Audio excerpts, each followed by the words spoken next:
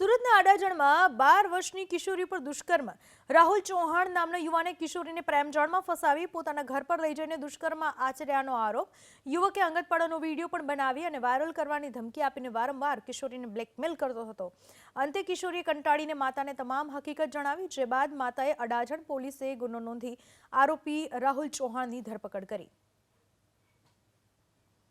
આ કામના આરોપી છે એ બાજુની બિલ્ડિંગમાં જ રહે છે અને 2024ના વર્ષમાં જ્યારે નવરાત્રિ હતી ત્યારે આ બંને ભેગા થયેલા. ત્યારે આ કામના આરોપીએ છોકરીને બાલ્કનીમાં બોલાવેલા અને કહેલ કે તું મારા ઘરે આવ. એટલે ત્યાંથી એના ઘરે ગયેલ અને એના સાથે એની મરજી વિરુદ્ધ એના હાથે સંભોગ કરેલ.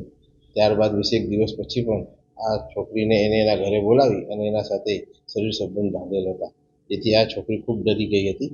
ત્યારબાદ એ કોઈ એના મા બાપને કે મામાને કોઈને કંઈ કીધું નહીં, પરંતુ આ બનાવ દાખલ થયો છે એના 2 દિવસ પહેલાં પણ આ કામના આરોપીએ આ ભોગ બનનારને બોલાવેલ અને એના સાથે જબરદસ્તી કરવા માટે તૈયારી કરેલ. ત્યારે આ કોઈને કંઈ કીધા વગર ત્યારબાદ એને લાગ્યું કે મારા મા બાપને કેવું છે, એટલે એને એના મમ્મીને કીધેલ અને ત્યાર પછી એ લોકો પોલીસ સ્ટેશને ગુનો દાખલ કરેલ છે અને આ કામના આરોપીને આ ગુનાના કામે અટક કરવામાં આવેલ છે.